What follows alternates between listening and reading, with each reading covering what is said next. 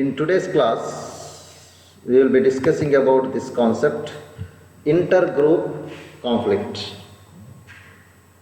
So we have already discussed three types of conflict, that is intrapersonal, interpersonal and intragroup conflict. So those conflict I will explain in brief first of all. First we have studied about intrapersonal. Intrapersonal means intra-individual, within an individual. ಒಬ್ಬ ವ್ಯಕ್ತಿಯ ಒಬ್ಬ ಮನುಷ್ಯನ ಒಳಗೆ ಆಗುವಂತಹ ಜಗಳ, ಅವನಿಂದಾಗಿ ಅವನ ಫ್ರಸ್ಟ್ರೇಷನ್ನಿಂದ, ಅವನದೇ ಸಮಸ್ಯೆಯಿಂದ ಅಥವಾ ಬೇರೆ ಸಮಸ್ಯೆಯಿಂದ ಆಗ್ಬೋದು. ಅವನ ಒಳಗೆ ಆಗುವ ಜಗಳ, ಅದು ಮಾಡಬೇಕು ಇದು ಮಾಡಬೇಕಂತ. ಕೊರೋನಾ ಟೆಸ್ಟ್ ಮಾಡಿ ಕ್ಲಾಸ್ BBM ಸ್ಟಾರ್ಟ್ ಆಗಿದೆ, ಬರಬೇಕಾ ಬೇಡವಾ ಅಲ್ವಾ? ಒಂದು ಗೊಂದಲ, ಮನೆಯಲ್ಲಿ ಕೂತು ಕೇಳುವ. ಒಂದು ಮನಸ್ಸು ಹೇಳ್ತದೆ ಮನೆಯಲ್ಲಿ ಕೂತು ಕೇಳುವ, ಒಳ್ಳೆ ನೆಟ್ವರ್ಕ್ ಇದೆ. ಇನ್ನೊಂದು ಹೇಳ್ತದೆ ನನ್ನ ಫ್ರೆಂಡ್ಸ್ ಎಲ್ಲ ಹೋಗ್ತಾ ಇದ್ದಾರೆ ಅವರೊಟ್ಟಿಗೆ ಹೋಗುವಂತ. ಹೀಗೆ ಕಾನ್ಫ್ಲಿಕ್ಟ್ ಆಗ್ತದೆ, ಅದನ್ನು ಸಾಲ್ವ್ ಮಾಡಬೇಕು. ಒಂದಾಯಿತು. ಎರಡನೆಯದು second one interpersonal. Interpersonal means between two persons, ಎರಡು ವ್ಯಕ್ತಿಗಳ ನಡುವೆ ಆಗುವಂತಹ ಕಾನ್ಫ್ಲಿಕ್ಟ್. ಎರಡು ವ್ಯಕ್ತಿಗಳು ಪರಸ್ಪರ ಕಾನ್ಫ್ಲಿಕ್ಟ್ ಆಗ್ತದೆ, ಅವರ ಬೇರೆ ಬೇರೆ ಕಾರಣಗಳಿಂದಾಗಿ, ಅವರಲ್ಲಿರುವಂತಹ ಏನೋ ಭಿನ್ನಾಭಿಪ್ರಾಯದಿಂದಾಗಿ ಡಿಸ್ಪ್ಯೂಟ್ ಉಂಟಾಗುವಂಥದ್ದು.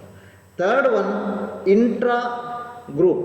ಇಂಟ್ರಾ ಗ್ರೂಪ್ ಅಂದರೆ ಒಂದು ಗುಂಪಿನ ಒಳಗೆ ಆಗುವಂಥ conflict. For example final BB ಎಂಬ ಒಂದು ಗುಂಪು, ಅಥವಾ ಒಂದು ಕಂಪನಿಯಲ್ಲಿ ಒಂದು ಕಮಿಟಿ ಇದೆ, ಆ ಕಮಿಟಿಯ ಒಳಗೆ ಆಗುವಂಥ, ಆ ಒಂದು ಗುಂಪಿನ ಒಳಗೆ ಆಗುವಂತಹ ಕಾನ್ಫ್ಲಿಕ್ಟ್. ವಿದಿನ್ ದ್ಯಾಟ್ ಗ್ರೂಪ್, ಆ ಗ್ರೂಪಿನ ಒಳಗೆ ನಡೆಯುವಂಥ ಕಾನ್ಫ್ಲಿಕ್ಟ್ಗಳು, ಅದಕ್ಕೆ ನಾವು ಏನು ಹೇಳ್ಬೋದು, ಇಂಟ್ರಾ ಗ್ರೂಪ್ ಅಂತ.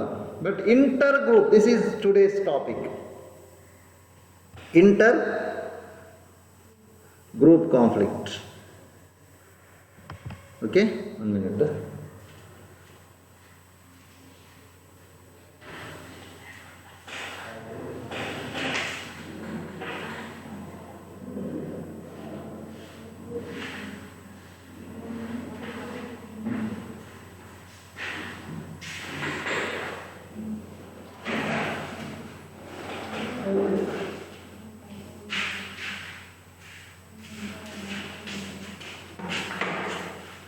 So this is the meaning of intergroup conflict. ಅಲ್ಲಿ ಸ್ಕ್ರೀನಲ್ಲಿ ಕಾಣ್ತದೆ ನೋಡಿ, ಇಂಟರ್ಗ್ರೂಪ್ ಕಾನ್ಫ್ಲಿಕ್ಟ್ ಏನಂತ. Okay, so it is also called as organisational conflict ಅಂತಲೂ ಅದಕ್ಕೆ ಹೇಳ್ತಾರೆ. So we can call also as organisational conflict. Organisation ಒಳಗೆ ವಿವಿಧ ಗುಂಪುಗಳ ನಡುವೆ ಆಗುವಂಥ conflict. So it is a conflict between two groups.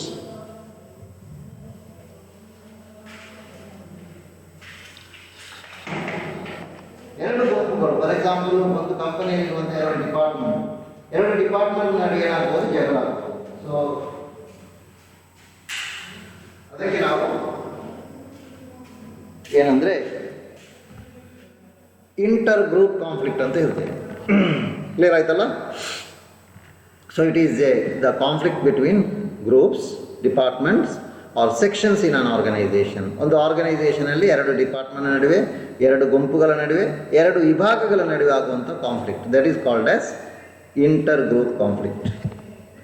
So this conflict between group is frequent and highly visible ಅಂತ ಹೇಳ್ಬೋದು. ಬಿಕಾಸ್ ಇಟ್ ಈಸ್ ಫ್ರೀಕ್ವೆಂಟ್, ಆಗಾಗ ಆಗ್ತಾ ಇರ್ತದೆ, ಸಣ್ಣ ಪುಟ್ಟದಲ್ಲಿ ಆಗ್ತಾ ಇರ್ತದೆ, ಅದನ್ನು ಅಲ್ಲೇ ರಿಸಾಲ್ವ್ ಮಾಡ್ತಾ ಹೋಗಬೇಕು. ಮತ್ತು ಇಟ್ ಈಸ್ ಆಲ್ಸೋ ವಿಸಿಬಲ್, ಅದು ಹಿಡನ್ ಆಗಿರೋದಿಲ್ಲ, ಯು ಕ್ಯಾನ್ ಸಿ ಇಟ್. ಜಗಳ ನಡೆಯುವಂಥದ್ದು ಎಲ್ಲರಿಗೂ ಗೊತ್ತಾಗುತ್ತೆ, ಯಾಕಂದರೆ ಆರ್ಗನೈಸೇಷನಲ್ ಕಾನ್ಫ್ಲಿಕ್ಟ್, ಆರ್ಗನೈಸೇಷನಲ್ ಅದರ ಇಫೆಕ್ಟ್ ಉಂಟಾಗುತ್ತೆ, its effect will be there. Okay, this is called as inter group conflict. Clear ಆಯ್ತಲ್ಲ? Inter group conflict, there are many reasons for this conflict. There are many reasons.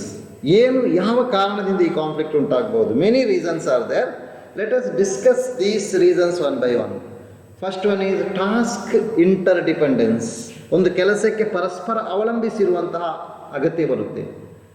People may have to depend on. And task ಆಂಬಿಗ್ಯುಟಿ.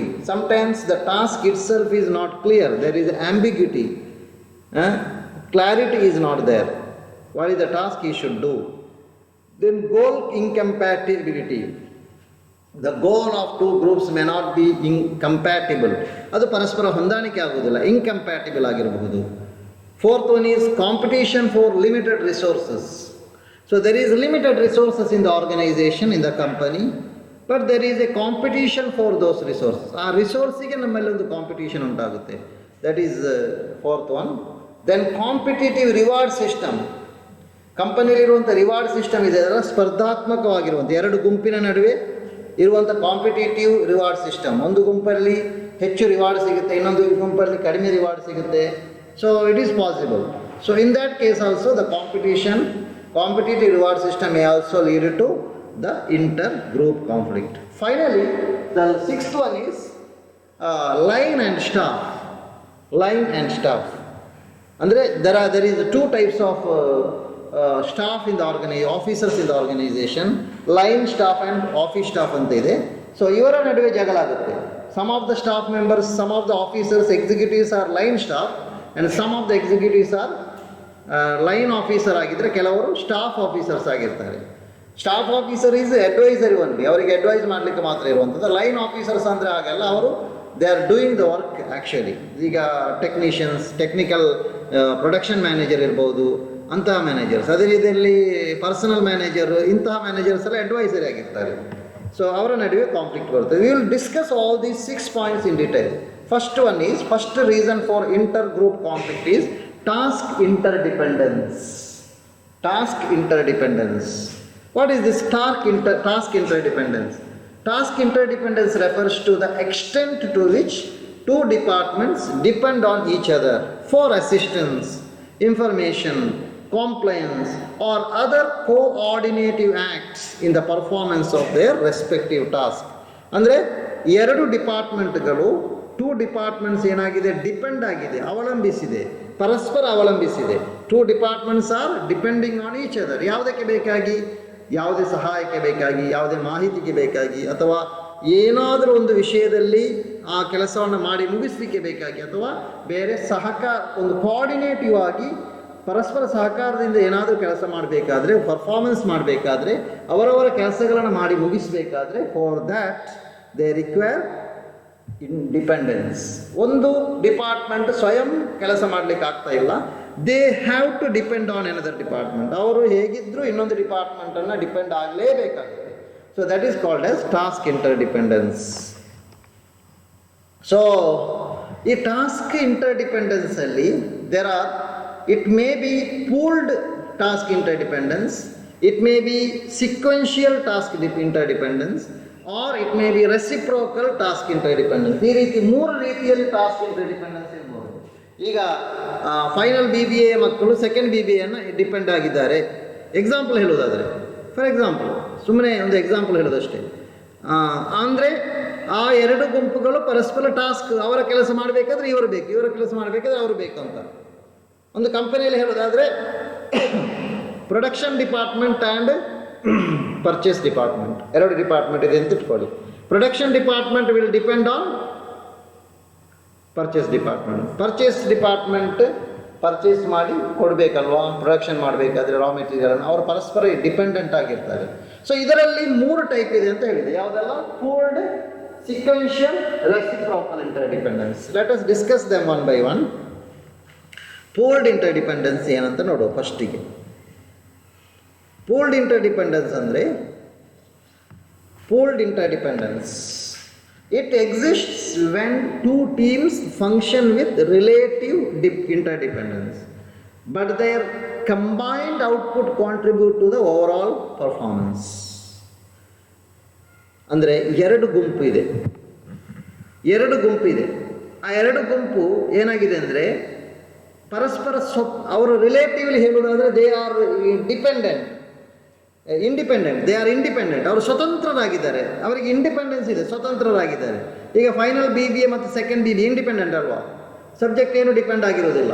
ಎಲ್ಲ ಇಲ್ಲಿರುವಂಥ ಎಲ್ಲ ಕೋರ್ಸುಗಳು dependent ಅಲ್ಲ, ಎಲ್ಲವೂ independent ಆದ ಕೋರ್ಸುಗಳು, ಒಂದು ಇನ್ನೊಂದನ್ನು ಹೊಂದಿಕೊಂಡಿಲ್ಲ. ಕಾಲೇಜಲ್ಲಿರುವಂಥ ಎಲ್ಲವೂ ಬೇರೆ ಬೇರೆ ಗುಂಪುಗಳು, but their combined output contribute to the overall performance. ಅವರೆಲ್ಲರೂ ಎಫರ್ಟ್ ಹಾಕಿದರೆ ಕಾಲೇಜ್ ಎಂಬಂಥ ಒಂದು ಸಂಸ್ಥೆಯ ಪರ್ಫಾರ್ಮೆನ್ಸ್ ಏನಾಗುತ್ತೆ, ಒಳ್ಳೆಯದಾಗುತ್ತೆ. That is called as pooled ಇಂಟರ್ಡಿಪೆಂಡೆನ್ಸ್.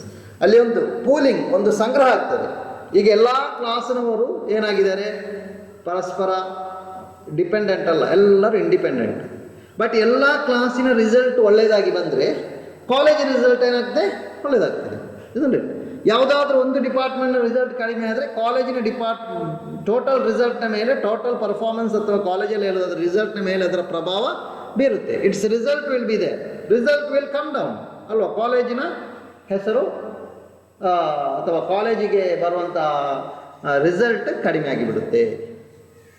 ಅರ್ಥ ಆಯ್ತಲ್ವಾ ಪೂಲ್ಡ್ ಇಂಟರ್ಡಿಪೆಂಡೆನ್ಸ್ ಅಂದರೆ. ಇನ್ನೊಂದು sequential interdependence. What is this sequential interdependence? It occurs when team's performance depend on another team's prior performance. ಸರಿಯಾಗಿ ಅರ್ಥ ಮಾಡಬೇಕು ನಾವು. ಒಂದು ಟೀಮಿನ ಪರ್ಫಾರ್ಮೆನ್ಸ್ ಏನಾಗಿದೆ, ಇನ್ನೊಂದು ಟೀಮಿನ ಪರ್ಫಾರ್ಮೆನ್ಸ್ ಮೇಲೆ ಡಿಪೆಂಡ್ ಆಗಿರೋದು. ಹೇಗೆಂದರೆ one teams performance depend on when one team's performance depend on another team's prior performance. ಹೇಗೆ ಅದು? ಒಂದು ಟೀಮಿನ, ಈಗ ಎರಡು ಟೀಮ್ ಇದೆ ಅಂತ ಇಟ್ಕೊಳ್ಳುವ, ಎ ಆ್ಯಂಡ್ ಬಿ. ಈಗ ಎ ಆ್ಯಂಡ್ ಬಿ ಅಂತ ಎರಡು ಟೀಮ್ ಇದ್ದರೆ, group A, group B, there are two teams. A ಎಂಬ ಟೀಮ್ ಪರ್ಫಾರ್ಮೆನ್ಸ್ ಫಸ್ಟಿಗೆ ಚೆನ್ನಾಗಿ ಮಾಡಿದರೆ ಮಾತ್ರ ಬಿ ಟೀಮಿಗೆ ಒಳ್ಳೆಯ ಪರ್ಫಾರ್ಮೆನ್ಸ್ ಮಾಡಲಿಕ್ಕಾಗುತ್ತೆ. ಅರ್ಥ ಆಯ್ತಲ್ವಾ? ಈಗ ಮನೆಯಲ್ಲೇ ಇದ್ದರು ನೋಡಿ, ನೀವು ಏನು ಬೆಳಿಗ್ಗೆ ಅಂತ ತಿಂಡಿ ಮಾಡ್ತೀರಿ? ಚಪಾತಿ ಮಾಡೋದು ಅಲ್ವಾ. ಇಬ್ಬರು ಮನೆಯಲ್ಲಿ ಅಕ್ಕ ತಂಗಿಯಂದಿರು ಸೇರಿ ಮಾಡ್ತಾರೆ. ಸೊ ಅಕ್ಕ ಫಸ್ಟಿಗೆ ಏನು ಮಾಡ್ತಾರೆ, ಇದನ್ನು ಏನು ಮಾಡಬೇಕು, ಫಸ್ಟಿಗೆ ಇಬ್ಬರು ಅಕ್ಕ ಮತ್ತು 4 ಜನ ಇದ್ದೀರಿ, ಇಬ್ಬರು ಟೀಮ್ ಮಾಡಿದ್ದೀರಿ, ತುಂಬ ಜನ ಗೆಸ್ಟ್ ಎಲ್ಲ ಬಂದಿದ್ದಾರೆ, ತುಂಬ ಜನ ಇದ್ದಾರೆ, 100-150 ಚಪಾತಿ ಮಾಡಬೇಕು. ಆಗೇನು ಮಾಡಿದಿರಿ, ಒಂದು 5-6 ಜನ ಇದ್ದೀರಿ ಗೆಸ್ಟ್ ಬಂದವರೆಲ್ಲ ಸೇರಿ, 3 ಒಂದು ಗುಂಪು ಮಾಡಿದಿರಿ, 3 ಇನ್ನೊಂದು ಗುಂಪು, ಮತ್ತು 2-3 ಗುಂಪು ಮಾಡಿದಿರಿ. 3 ಫಸ್ಟ್ ಗುಂಪು ಏನು ಮಾಡಬೇಕು, ಅವರು ಹಿಟ್ಟನ್ನೆಲ್ಲ ಕಳಿಸಿ ಎಲ್ಲ ಹಿಟ್ಟು ರೆಡಿ ಮಾಡಬೇಕಲ್ಲ ಚಪಾತಿ ಮಾಡಲಿಕ್ಕೆ.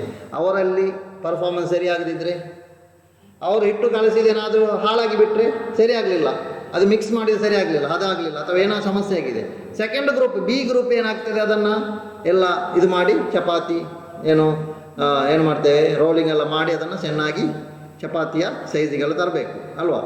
ಆ ತರುವವರದ್ದು ಫೇಲ್ ಆಗ್ತದೆ ಅಲ್ವಾ.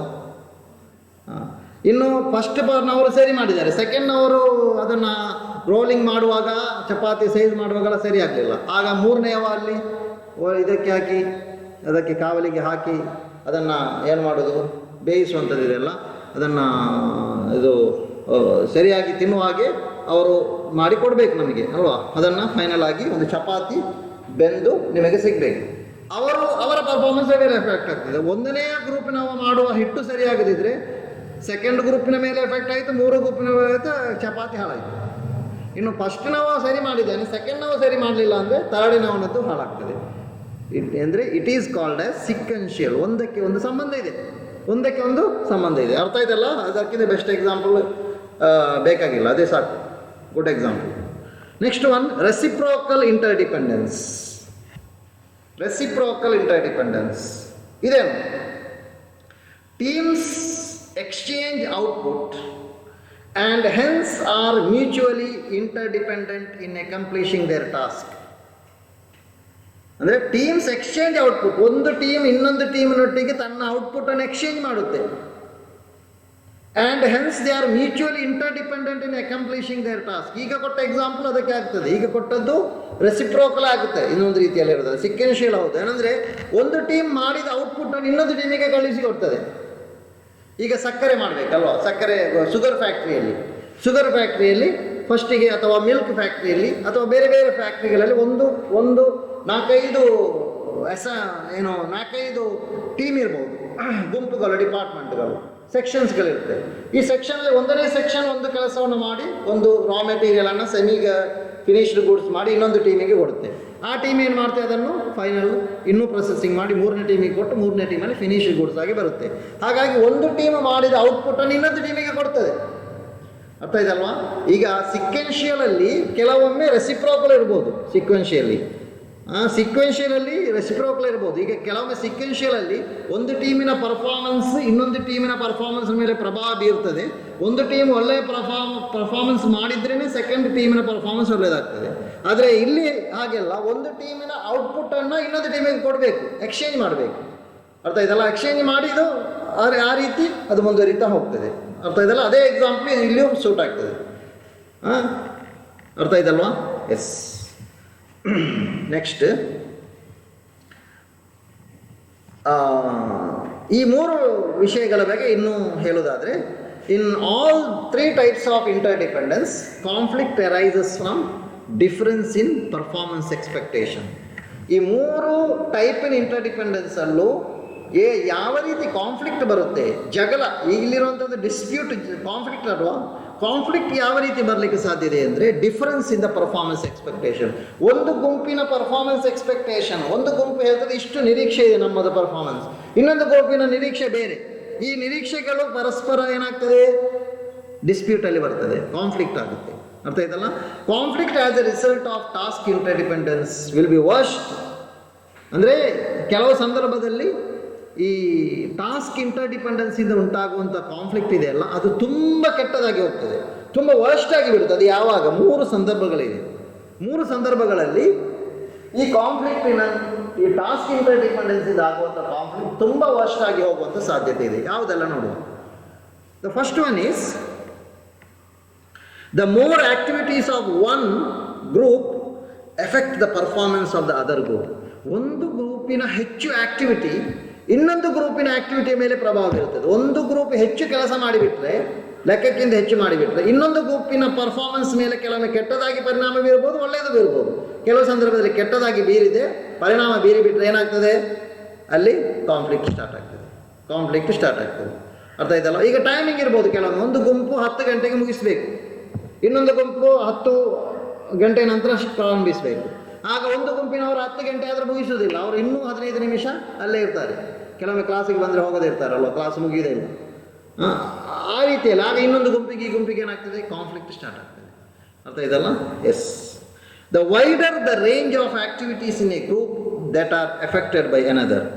ಒಂದು ಗುಂಪಿನ ಆಕ್ಟಿವಿಟೀಸಿನ ರೇಂಜ್ ಅಥವಾ ಅದರ ವ್ಯಾಪ್ತಿ ತುಂಬ ವೈಡ್ ಆಗಿಬಿಟ್ರೆ, ವಿಶಾಲವಾದಂಥ ವ್ಯಾಪ್ತಿ ಇದ್ದರೆ ಅದು ಸಹ ಇನ್ನೊಂದು ಗುಂಪಿನ ಮೇಲೆ ಎಫೆಕ್ಟ್ ಆಗ್ತದೆ. ಅರ್ಥ ಆಯ್ತಲ್ವಾ? ಅದರ ಆಕ್ಟಿವಿಟಿ ತುಂಬ ವಿಶಾಲ ಮಾಡಿ, ಆನಂತರ ಅದು ವಿಶಾಲ ಆಗಿ ಇನ್ನೊಂದು ಗುಂಪಿನ ಮೇಲೆ ಪ್ರಭಾವ ಬೀರಲಿಕ್ಕೆ, ಇನ್ನೊಂದು ಗುಂಪಿನ ಮೇಲೆ ಕೈ ಹಾಕಲಿಕ್ಕೆ ಹೋಗುವಂಥ ಪರಿಸ್ಥಿತಿ ಉಂಟಾಗುತ್ತೆ. ಇದು ಒಂದು ಕಾರಣ. And the more unstructured the work flow is. Work flow ಇದೆ ಅಲ್ಲ, ವರ್ಕ್ ಹೋಗುವಂಥ ಒಂದು ಚಲನೆ ಇರಬೇಕು ವರ್ಕಿಗೆ. ಆ ವರ್ಕಿನ ಚಲನೆಯಲ್ಲಿ ಒಂದು ಸ್ಟ್ರಕ್ಚರ್ ಇಲ್ಲ, ಒಂದು ಚೌಕಟ್ಟಿಲ್ಲ, ಒಂದು ವ್ಯವಸ್ಥೆ ಇಲ್ಲ, ಸಿಸ್ಟಮ್ಯಾಟಿಕ್ ಇಲ್ಲ, ಸ್ಟ್ರಕ್ಚರ್ ಇಲ್ಲ. ಹೇಗೆ ಬೇಕಾದರೂ ಹಾಗೆ ಕೆಲಸ ಮಾಡ್ತಾ ಹೋಗ್ತಾ ಇದ್ದಾರೆ. ಅವನಿಗೆ ಇಷ್ಟ ಬಂದಾಗೆ ಅವನು, ಇವನಿಗೆ ಇಷ್ಟ ಬಂದಾಗೆ ಇವನು, ಎಲ್ಲ ಗುಂಪುಗಳು ಚೆಲ್ಲಾಪಿಲ್ಲಿ ಆಗಿ ಹೋಗಿ ಮತ್ತೆ ಒಟ್ಟಿನಲ್ಲಿ ಸಮಸ್ಯೆಗಳು ಕ್ರಿಯೇಟ್ ಆಗುತ್ತೆ. ಅರ್ಥ ಆಯ್ತಲ್ವಾ? ಎಸ್. ಇದು ಇಷ್ಟು ಕಲ್ತದ್ದು ನಾವು ಯಾವುದರ ಬಗ್ಗೆ ಹೇಳಿ, ಫಸ್ಟಿಗೆ ರೀಸನ್ಸ್ ಫಾರ್ ಇಂಟರ್ ಗ್ರೂಪಲ್ಲಿ 1ನೇ ಪಾಯಿಂಟ್ ಇಷ್ಟು ಕಲ್ತದ್ದು ನಾವು, ಟಾಸ್ಕ್ ಇಂಟರ್ಡಿಪೆಂಡೆನ್ಸ್. ಅರ್ಥ ಆಯ್ತಲ್ವಾ? ಸೆಕೆಂಡ್ 6 ರೀಸನ್ಸ್ ಇದೆ ನಾನು ಕೊಟ್ಟದೀಗ, ಅದರಲ್ಲಿ ಸೆಕೆಂಡಿಗೆ ಹೋಗುವ. ಟಾಸ್ಕ್ ಆಂಬಿಗ್ಯುಟಿ. ಟಾಸ್ಕ್ ಇಂಟರ್ಡಿಪೆಂಡೆನ್ಸ್ ಬೇರೆ, ಟಾಸ್ಕ್ ಆಂಬಿಗ್ಯುಟಿ ಬೇರೆ. ಟಾಸ್ಕ್ ಇಂಟರ್ಡಿಪೆಂಡೆನ್ಸಲ್ಲಿ ಒಂದು ಗುಂಪು ಇನ್ನೊಂದು ಗುಂಪು ಡಿಪೆಂಡೆಂಟ್ ಆಗಿರ್ತದೆ. ಇಲ್ಲಿ ಹಾಗೆಲ್ಲ, ಟಾಸ್ಕ್ ಇಟ್ ಸೆಲ್ಫ್ ಈಸ್ ಆಂಬಿಗ್ ಅಥವಾ ನಾಟ್ ಕ್ಲಿಯರ್, ಕ್ಲಾರಿಟಿ ಇಲ್ಲ. This is another important source of inter group conflict which arises when it is not clear which group is responsible for performing certain activities. ಯಾವ ಗುಂಪು ಏನು ಮಾಡಬೇಕು ಗೊತ್ತೇ ಇಲ್ಲ. ಈಗ ನಿಮ್ಮ ಕ್ಲಾಸಲ್ಲಿ ಒಂದು 25 ಮಕ್ಕಳಿದ್ರೆ ಅದನ್ನು ನಾನೊಂದು 5 ಗ್ರೂಪ್ ಮಾಡ್ತೇನೆ, 5 ವಿದ್ಯಾರ್ಥಿಗಳ ಗ್ರೂಪ್ ಮಾಡಿ ಹೇಳ್ತೇನೆ, ನೀವು 5 ಗ್ರೂಪಿನವ್ರು ಏನೆಲ್ಲ ಮಾಡಬೇಕು ಅಂತ. ಯಾರು ಏನು ಮಾಡಬೇಕಂತ ನಾನು ಹೇಳೋದಿಲ್ಲ. I do not specify what you should do. Group A 5 members, group B 5 members, all the groups have 5 members. Group A, what is your task? I am not specifying. Clear ಆಗಿ ಹೇಳುವುದಿಲ್ಲ. ಎಲ್ಲರೂ ಒಟ್ಟು ಹೀಗೆ ಆಂಬಿಗ್ಯೂ ಆಗಿ ಕ್ಲಿಯರ್ ಇಲ್ಲದೆ, ಸ್ಪಷ್ಟವಿಲ್ಲದೆ ಹೇಳಿಬಿಡ್ತೇನೆ ಹೀಗೆ ಮಾಡಿಬೇಡಿ ಅಂತ. ಆಗ ಯಾರಿಗೆ ಏನು ಮಾಡಬೇಕಂತಿಲ್ಲ ಅಲ್ವಾ? ಯಾರು ಯಾವಾಗ ಏನು ಮಾಡಬೇಕು. ಈಗ ಕ್ಲಾಸ್ ರೂಮ್ ಕ್ಲೀನ್ ಮಾಡೋದೆಲ್ಲ ಕೆಲವೊಮ್ಮೆ ಮಕ್ಕಳು ಮಾಡ್ತಾರೆ ಅಲ್ವಾ? ಮಕ್ಕಳು ಮಾಡುವಂತಹ ಪರಿಸ್ಥಿತಿ ಕೆಲವೊಮ್ಮೆ ಮಾಡುವಾಗ, ಈಗ ಒಂದು 5 ಗುಂಪು ಮಾಡಿದರೆ 5 ದಿನದಲ್ಲಿ 6 ದಿನದಲ್ಲಿ ಮಾಡೋದಾದರೆ ನಾನು ಹೇಳೋದಿಲ್ಲ ಈ ದಿನ ಇವರು ಮಾಡಿ, ಈ ದಿನ ಇವರು ಮಾಡಿ. ಅಥವಾ ಕ್ಲಾಸ್ನಲ್ಲೊಬ್ಬ ಲೀಡರ್ ಇರ್ತಾನೆ, ಟೀಚರ್ಸ್ ಎಲ್ಲ ಲೀಡರ್ಸ್, ಕ್ಲಾಸ್ ಲೀಡರ್ಸ್ ಇರ್ತಾರೆ. ಕ್ಲಾಸ್ ಲೀಡರ್ ಅವನು ಲೀಡರ್, ಅವನು 5 ಗುಂಪು ಮಾಡ್ತಾನೆ, 6 ಗುಂಪು ಮಾಡ್ತಾನೆ. 6 ಗುಂಪಲ್ಲಿ ಹೇಳ್ತಾನೆ, ಸೋಮವಾರ ನೀವು ಇಂಥ ಕೆಲಸ ಮಾಡಬೇಕು, ಕ್ಲಾಸಿನ ಫುಲ್ ಜವಾಬ್ದಾರಿ ನಿಮಗೆ. ಮಂಗಳವಾರ ನಿಮಗೆ ಹೇಗೆ ಕೊಟ್ಟರೆ ಕ್ಲಿಯರ್ ಆಗ್ತದೆ, ಜಗಳ ಬರುವುದಿಲ್ಲ. ಇಲ್ಲದಿದ್ದರೆ ಇವತ್ತು ನಾನು ಮಾಡೋದಿಲ್ಲ, ನಿನ್ನೆ ಅವನು ಮಾಡಲಿಲ್ಲ ಅಲ್ವಾ, ನಿನ್ನೆ ನಮ್ಮ ಕ್ಲಾಸ್ ಕ್ಲೀನ್ ಇಲ್ಲ, ಅವರು ನಿನ್ನೆ ಮಾಡಲಿಲ್ಲ ಸರ್, ನಿಮ್ಮ ಲೀಡರ್ ಹೇಳ್ತಾನೆ ಅವನು ಮಾಡಲಿಲ್ಲ, ಅವನಿಗೆ ಕೆಪಾಸಿಟಿ ಇಲ್ಲ ಮಾಡಿಸುವಷ್ಟು. ಆದರೆ ಅಲ್ಲಿ ಕ್ಲಾರಿಟಿ ಬೇಕು, ಟಾಸ್ಕ್ ಆಂಬಿಗ್ಯೂಟಿ ಅಂತ ಹೇಳೋದು ಅದಕ್ಕೆ. Things fall between the cracks ಅಂತ ಹೇಳೋದು ಅದಕ್ಕೆ. Things fall between the cracks ಅಂದರೆ ಕ್ರ್ಯಾಕ್ ಇದ್ದರೆ ಅದರ ನಡುವೆ ಬಿದ್ದು ಬಿಟ್ಟರೆ ಏನಾಗ್ತದೆ, ಮೇಲೆ ಹೇಳಲಿಕ್ಕಾಗಲ್ಲ ಅಲ್ವಾ. ಹಾಗೆ ಕ್ಲಾರಿಟಿ ಇಲ್ಲ ಅಂತ ಅದಕ್ಕೆ ಹೇಳುವಂಥ ಒಂದು ವರ್ಡ್ ಅಷ್ಟೇ. Both groups R upset with each other. 2 ಅಥವಾ 3 ಗುಂಪುಗಳಿದೆಯಲ್ಲ, ಅವುಗಳು ಪರಸ್ಪರ ಅಪ್ಸೆಟ್ ಆಗ್ತದೆ. ನನಗೆ ಏನು ಮಾಡಬೇಕು, ನನಗೆ ಯಾರು ಹೇಳಿಲ್ಲ, ನನಗೆ ಯಾವ ವಿಷಯ ಹೇಳಿಲ್ಲ, ಐ ಡೋಂಟ್ ನೋ. ಹೌದು, ಇಲ್ಲಿ ಇದೆಲ್ಲ ಕೆಲಸ ಕಂಪನಿಯಲ್ಲಿ ಆಗಬೇಕು, but I am not inform to do what I should do. ನಾನು ಏನು ಮಾಡಬೇಕಂದ್ರೆ ನನಗೆ ಯಾರು ಹೇಳಿಲ್ಲ. ಕೆಲಸ ಎಲ್ಲ ಆಗಬೇಕು, ಯಾವುದನ್ನು ನಾನು ಮಾಡಬೇಕು, ಯಾವುದನ್ನು ನೀವು ಮಾಡಬೇಕು, ನಥಿಂಗ್ ಈಸ್ ಸ್ಪೆಸಿಫಿಕ್. ನೆಕ್ಸ್ಟ್, ಅದೇ ರೀತಿ task ambiguity arises when the organisation is growing or its environment is changing fast. ಇದು ಯಾವಾಗ ಬರ್ತದೆ ಅಂದರೆ ಟಾಸ್ಕ್ ಆಂಬಿಗ್ಯೂಟಿ, ಆರ್ಗನೈಸೇಷನ್ ಡೆವಲಪ್ ಆಗ್ತಾ ಹೋಗ್ತದೆ, ಆರ್ಗನೈಸೇಷನ್ ಅಭಿವೃದ್ಧಿ ಆಗ್ತಾ ಹೋಗ್ತದೆ, ಅದರ ಎನ್ವೈರನ್ಮೆಂಟ್ ಪರಿಸರವು ಚೇಂಜ್ ಆಗ್ತಾ ಹೋಗ್ತದೆ. ಡೆವಲಪ್ ಆದ ಹಾಗೆ ಹೆಚ್ಚು ಹೆಚ್ಚು ಕೆಲಸಗಳು ಬರ್ತದೆ. ಆ ಕೆಲಸಗಳನ್ನು ಯಾರ್ಯಾರು ಮಾಡಬೇಕಂತ ಡಿವೈಡ್ ಮಾಡಿ ಕೊಡದೆ ಆಂಬಿಗ್ಯೂ ಆಗಿಟ್ಟರೆ, ಆಂಬಿಗ್ಯೂಟಿ ಅದರಲ್ಲಿ ಇನ್ನೂ ಉಳಿದು ಬಿಟ್ಟರೆ ಸಮಸ್ಯೆ ಉಂಟಾಗುತ್ತೆ. So task ambiguity can also occur from unstructured and non directive leadership. ನಾನು ಹೀಗೆ ಕೊಟ್ಟಂಥ ಕ್ಲಾಸ್ ಲೀಡರ್ ಇದ್ದಾನಲ್ಲ, ಅವನು ಸ್ಟ್ರಕ್ಚರ್ಡ್ ಲೀಡರ್ ಆದರೆ, ಡೈರೆಕ್ಟಿವ್ ಲೀಡರ್ ಆದರೆ ಏನಾಗೋದಿಲ್ಲ, ಎಲ್ಲವನ್ನು ಅವನು ಕಂಟ್ರೋಲ್ ಮಾಡ್ತಾನೆ. ಆ ಲೀಡರಿಗೆ ಆ ಕೆಪಾಸಿಟಿ ಇಲ್ಲ ಅಂದರೆ, ಇಫ್ ಈಸ್ ಅನ್ಸ್ಟ್ರಕ್ಚರ್ಡ್, ಯಾವ ಚೌಕಟ್ಟು ಇಲ್ಲ, ಏನು ಮಾಡಬೇಕು ಅವನಿಗೆ ಗೊತ್ತಿಲ್ಲ, ಅವನೇ ಬರೋದು ಅಪರೂಪಕ್ಕೊಮ್ಮೆ, ಅವನೇ ಬರೋದು 15 ನಿಮಿಷ ಲೇಟಾಗಿ ಕಾಲೇಜಿಗೆ, ಕ್ಲಾಸ್ ಲೀಡರ್ ಆದವ, ಮತ್ತು ಅವನಿಗೆ ಸ್ಟ್ರಕ್ಚರ್ ಉಂಟಾ? ಇಲ್ಲ. He himself is non directive leadership. ಅವನೇ ಟೀಚರ್ ಹೇಳಿದ್ದನ್ನು ಕೇಳ್ತಾ ಇಲ್ಲ, ಮತ್ತು ಅವನು ಹೇಳಿದ್ದನ್ನು ಮಕ್ಕಳು ಕೇಳ್ತಾರಾ? ಇಲ್ಲ. That is the non directive leadership. Next, third one, goal incompatibility. Goal incompatibility. So it leads to inter group conflict. ಇದರಿಂದಲೂ ಇಂಟರ್ ಗ್ರೂಪ್ ಕಾನ್ಫ್ಲಿಕ್ಟ್ ಉಂಟಾಗಬಹುದು. Hard managers try to avoid incompatible goals from different organisational units. ಅಂದರೆ hard managers ಏನು ಮಾಡ್ತಾರೆ, they try to avoid the incompatible goals. ತುಂಬ hard and fast rule follow ಮಾಡುವಂಥ managers ಇರ್ತಾರೆ, ತುಂಬ ಕಠಿಣ ಸ್ವಭಾವದ ಮ್ಯಾನೇಜರ್ಸ್ ಇರ್ತಾರೆ. ಅವರು ಯಾವಾಗಲೂ ಇನ್ಕಂಪ್ಯಾಟಿಬಲ್ ಗೋಲ್ಸನ್ನು ಇಡುವುದಿಲ್ಲ, ಅದನ್ನು ಅವಾಯ್ಡ್ ಮಾಡಿಬಿಡ್ತಾರೆ. ಯಾವುದೇ ಕಂಪನಿ, ಯಾವುದೇ ಯೂನಿಟಿಗಾಗಲಿ ಅವರಲ್ಲಿರುವಂಥ ಗೋಲ್ಗಳು ಪರಸ್ಪರ ಹೊಂದಾಣಿಕೆ ಆಗುತ್ತೆ. ಗೋಲ್ ಉದ್ದೇಶಗಳಾಗಲಿ ನಿಮ್ಮ ಗುರಿಗಳಾಗಲಿ ಅದು ಹೊಂದಾಣಿಕೆ ಆಗಬೇಕು, ಒಂದಕ್ಕೊಂದು ಹೊಂದಾಣಿಕೆ ಆಗಬೇಕು. For example, main objective of the quality assurance department is to ensure the uniform quality for all units of the output. ಒಂದು ಕಂಪನಿಯಲ್ಲಿರುವಂಥ ಕ್ವಾಲಿಟಿ ಅಶ್ಯೂರೆನ್ಸ್ ಡಿಪಾರ್ಟ್ಮೆಂಟ್ ಅಂತ ಇರುತ್ತೆ. ಈ ಕ್ವಾಲಿಟಿ ಅಶ್ಯೂರೆನ್ಸ್ ಡಿಪಾರ್ಟ್ಮೆಂಟ್ನ ಜವಾಬ್ದಾರಿ ಏನಂದರೆ, ಅವರ ಉದ್ದೇಶ ಏನಂದರೆ, ಕಂಪನಿಯಲ್ಲಿ ಆಗುವ ಎಲ್ಲ ಯೂನಿಟ್ಸಲ್ಲೂ, ಎಲ್ಲ ಯೂನಿಟ್ಸ್ ಆಫ್ ಔಟ್ಪುಟ್, ಪ್ರತಿಯೊಂದು ಪೀಸ್ ಆಫ್ ಔಟ್ಪುಟ್ ಇದೆಯಲ್ಲ ಅದರಲ್ಲಿ ಕ್ವಾಲಿಟಿ ಸೇಮ್ ಇರಬೇಕು. ಒಂದು ಕಂಪನಿಯಲ್ಲಿ ಏನು ಈ ಯಾವುದಾದ್ರೂ ಒಂದು ಪ್ರಾಡಕ್ಟ್, ಈಗ ಇನ್ವರ್ಟರ್ ಇಲ್ಲಿರುವಂಥ ಎಕ್ಸಾಂಪಲ್ ಕೊಡುವ, ಇನ್ವರ್ಟರ್ ಪ್ರೊಡ್ಯೂಸಿಂಗ್ ಕಂಪನಿ, ಅವರ ದಿನದಲ್ಲಿ ಒಂದು ತುಂಬ ಪ್ರೊಡ್ಯೂಸ್ ಆಗ್ತಾ ಇದೆ. ಅವರ ಪ್ರತಿಯೊಂದು ಇನ್ವರ್ಟರ್ನ ಪೀಸಲ್ಲೂ ಕ್ವಾಲಿಟಿ ಇರಬೇಕು, ಒಂದೇ ರೀತಿ ಕ್ವಾಲಿಟಿ ಇರಬೇಕು. ಒಂದು ಚೆನ್ನಾಗಿದೆ, ಇನ್ನೊಂದು ಹಾಳಾಗಿದೆ ಆಗಿರಬಾರ್ದು ಅಲ್ವಾ. ಯಾವುದಾದ್ರೂ ಅಷ್ಟೇ, ಒಂದು ಹೋಟೆಲಲ್ಲಾದರೆ ಅಷ್ಟೇ, ಅಲ್ಲಿ ಕ್ವಾಲಿಟಿ, ದೊಡ್ಡ ಕಂಪನಿಗಳೆಲ್ಲ ಆದರೆ ಹೋಟೆಲ್, ಅಲ್ಲಿರುವಂಥ ಪ್ರತಿಯೊಂದು ಮೀಲ್ ಶುಡ್ ಬಿ ಕ್ವಾಲಿಟೇಟಿವ್. ಪ್ರತಿಯೊಂದು ಫುಡ್ಡಲ್ಲಿ ಆಗುವಂಥ ಕ್ವಾಲಿಟೇಟಿವ್, ಯೂನಿಫಾರ್ಮ್ ಕ್ವಾಲಿಟಿ ಇರಬೇಕು. ಇದು ಅವರ ಡಿಪಾರ್ಟ್ಮೆಂಟ್ನ ಉದ್ದೇಶ. ಆದರೆ this might clash with the production department. ಇದು ಪ್ರೊಡಕ್ಷನ್ ಡಿಪಾರ್ಟ್ಮೆಂಟ್ ಇದನ್ನು ಕೇಳಲಿಕ್ಕಿಲ್ಲ. Which desires somehow to push through the units. ಅವ್ರು ಹೇಗೂ ಮಾಡಿ ಮಾಡಿ ಮಾಡಿ ಯೂನಿಟ್ಸನ್ನು ಮಾಡೋದು, ಪ್ರೊಡ್ಯೂಸ್ ಮಾಡೋದು, ಬಿಡೋದು, ಅಷ್ಟು ಮಾಡುವಂಥ, ಎಲ್ಲದರಲ್ಲಿ ಒಂದೇ ರೀತಿ ಆಗಲಿಕ್ಕೆ ಸಾಧ್ಯ ಇಲ್ಲ ಎಂಬಂಥ ಒಂದು ಕ್ಲಾಶ್ ಅವರ ನಡುವೆ ಬರುವ ಸಾಧ್ಯತೆ ಇದೆ. ಇಲ್ಲಿ ಕ್ವಾಲಿಟಿ ಅಶ್ಯೂರೆನ್ಸ್ ಡಿಪಾರ್ಟ್ಮೆಂಟ್ ಮತ್ತು ಇವರ ನಡುವೆ ಟಾಸ್ಕ್ ಗೋಲ್ ಆಂಬಿಗ್ಯೂಟಿ ಇಲ್ಲ, ಗೋಲ್ ಕಂಪ್ಯಾಟಿಬಿಲಿಟಿ ಇಲ್ಲ. ಅವರ ಇಬ್ಬರ ಉದ್ದೇಶ ಒಂದೇ ಆಗಲಿಲ್ಲ. ಕ್ವಾಲಿಟಿ ಡಿಪಾರ್ಟ್ಮೆಂಟ್, ಅಶ್ಯೂರೆನ್ಸ್ ಡಿಪಾರ್ಟ್ಮೆಂಟ್ ಉದ್ದೇಶ ಏನು? ಯೂನಿಫಾರ್ಮ್ ಕ್ವಾಲಿಟಿ ಇರಬೇಕು. ಪ್ರೊಡಕ್ಷನ್ ಡಿಪಾರ್ಟ್ಮೆಂಟ್ ಹೇಗೂ ಔಟ್ಪುಟ್ ಹೋದರೆ ಆಯ್ತಲ್ಲ, ಮತ್ತು ಕ್ವಾಲಿಟಿ ಯಾರು ಕೇರ್ ಮಾಡ್ತಾರೆ? ಹಾಗಿರಬಾರ್ದು. ಇಬ್ಬರಿಗೂ ಒಂದೇ ರೀತಿಯ ಗೋಲ್ ಇರಬೇಕು. Next, competition for limited resources. Competition for limited resources ಅಂದರೆ, ನಾವು ಇಂಡಿಯನ್ ಇಕಾನಮಿಯನ್ನು ಕಲಿಯುವಾಗ ಒಂದು ವಿಷಯ ಕಲಿತಿದ್ದೇವೆ. ಏನು? PUC ಕಲಿಯಲು Indian economy. India is a rich country with scarce resources ಅಲ್ವಾ. ಇದು ಎಲ್ಲ ಕಡೆ ಹಾಗೆ ಲಿಮಿಟೆಡ್ ರಿಸೋರ್ಸಸ್ ಇದ್ದರೆ ಕಾನ್ಫ್ಲಿಕ್ಟ್ ಸ್ಟಾರ್ಟ್ ಆಗ್ತದೆ. Competition for limited resources, competition for resources which is limited in the supply. ಎಲ್ಲ ಒಂದು ಕಂಪನಿಯಲ್ಲಿ ರಿಸೋರ್ಸಸ್ ಬೇಕು, ಬೇರೆ ಬೇರೆ ರೀತಿಯ ರಿಸೋರ್ಸಸ್ ಬೇಕು. ಮೆನ್, ಮೆಟೀರಿಯಲ್, ಮನಿ ಎಲ್ಲ ಬೇಕು, ಎಲ್ಲ ರೀತಿಯ ರಿಸೋರ್ಸಸ್ ಬೇಕಾಗುತ್ತೆ. ಆದರೆ ರಿಸೋರ್ಸಸ್ ತುಂಬ ಲಿಮಿಟೆಡ್ ಆಗಿದೆ, ಕೊರತೆ ಇದೆ, ರಿಸೋರ್ಸಸ್ನ ಕೊರತೆ ಇದೆ. ಏನು ಮಾಡೋದು? ಆ ರಿಸೋರ್ಸಸ್ ಕೊರತೆ ಇರುವಾಗ ಅದಕ್ಕೆ ಬೇಕಾಗಿ ಜಗಳ ಆಗ್ತದೆ ಅಲ್ವಾ. ಈಗ ಯಾವುದೇ ಆದರಷ್ಟೇ, ಯಾವುದೇ ವಿಷಯ ಆದರಷ್ಟೇ ಅಲ್ವಾ, ಯಾವುದೇ ಒಂದು ತಿನ್ನುವಂಥ ಆಹಾರ ಆದರಷ್ಟೇ ಕಡಿಮೆ ಆಗಿಬಿಟ್ರೆ ಅದಕ್ಕೆ ಜಗಳ ಆಗುತ್ತೆ, ಇದನ್ನು ಅದಕ್ಕೂ ಜಗಳ ಆಗುತ್ತೆ. ಈಗ ನೀರಿನ ಕೊರತೆ ಬರುವಾಗ ಯಾವಾಗ ಈಗ ಏಪ್ರಿಲ್ ಮೇ ಎಲ್ಲ ಸಂದರ್ಭದಲ್ಲಿ ಮಳೆ ಬರುವ ಮೊದಲು ನೀರಿನ ಕೊರತೆ ಆಗಿದೆ. ಕೆಲವು ಹಳ್ಳಿಗಳಲ್ಲಿ ಪಟ್ಟಣಗಳಲ್ಲೆಲ್ಲ ನೀರಿರುವುದಿಲ್ಲ. ಅಲ್ಲಿ ಕೆಲವರು ಜಗಳ ಮಾಡೋದು ನೋಡಿರ್ಬೋದಲ್ಲ ನೀವು, 2-3 ಸೇರಿ ನೀರಿಗೆ ಬೇಕಾಗಿ ಏನು ಸ್ಕ್ಯಾರ್ಸ್ ರಿಸೋರ್ಸ್, ಅಲ್ಲಿ ರಿಸೋರ್ಸ್ ಕಡಿಮೆ ಇದೆ, ಅದಕ್ಕೆ ಬೇಕಾಗಿ ಅದು ನನಗೆ ಬೇಕಂತ. ಕೆಲವೊಂದು ತುಂಬ ಪೂವರ್ ಆದಂಥ ಕಂಟ್ರೀಸ್ಗಳಿದೆ, ತುಂಬ ಬಡ ರಾಷ್ಟ್ರಗಳು, ಅಲ್ಲಿ ಎಲ್ಲ ಫುಡ್ಡಿನ ಕೊರತೆ ಇರ್ತದೆ, ಆಹಾರದ ಕೊರತೆ ಇರ್ತದೆ, ಅಲ್ಲಿ ಕಾನ್ಫ್ಲಿಕ್ಟ್ ಆಗುವಂಥದ್ದನ್ನು ನಾವು ನೋಡಿರ್ಬೋದು, ಚಿತ್ರಗಳು ವಿಡಿಯೋಗಳೆಲ್ಲ ನೋಡಿರ್ಬೋದು. ಅದೆಲ್ಲ ಏನಂದರೆ ರಿಸೋರ್ಸ್ ಕಡಿಮೆ ಆಗುವಾಗ ಉಂಟಂತ ಇದು ಬೇರೆ ಟೈಪಿನ ಎಕ್ಸಾಂಪಲ್, ಇದು ಕಂಪನಿ ಎಕ್ಸಾಂಪಲ್ ಕೊಟ್ಟದಲ್ಲ. ಇನ್ನು ಕಂಪನಿಗೆ ಬರುವಾಗ, ನಮ್ಮ ಕಂಪನಿ ಎಕ್ಸಾಂಪಲ್ ಕೊಡುವಾಗ ಯಾವುದಾದ್ರೂ ಒಂದು ಕಂಪನಿಯದ್ದು the resources may be tangible or intangible. 2 ರೀತಿಯ ರಿಸೋರ್ಸಸ್ ಇದೆ ಕಂಪನಿಯಲ್ಲಿ, ಒಂದು ಟ್ಯಾಂಜಿಬಲ್ ರಿಸೋರ್ಸಸ್, ಇನ್ನೊಂದು ಇಂಟ್ಯಾಂಜಿಬಲ್ ರಿಸೋರ್ಸ್. ಈ 2 ರಿಸೋರ್ಸಸ್ಸಲ್ಲೂ ಕೊರತೆ ಉಂಟಾಗ್ಬೋದು, 2 ರಿಸೋರ್ಸಸ್ನಲ್ಲೂ ಕೊರತೆ ಉಂಟಾಗುವಂಥ ಸಾಧ್ಯತೆ ಇದೆ. 2ರಲ್ಲೂ ಕಡಿಮೆ ಆಗಿಬಿಟ್ರೆ ಅದು ನನಗೆ ಬೇಕೆಂಬಂತಹ ಜಗಳ ಸ್ಟಾರ್ಟ್ ಆಗ್ತದೆ, ಕಾನ್ಫ್ಲಿಕ್ಟ್ ಸ್ಟಾರ್ಟ್ ಆಗ್ತದೆ. ಈಗ ಟ್ಯಾಂಜಿಬಲ್ ರಿಸೋರ್ಸಸ್ ಅಂದರೆ ಯಾವುದು?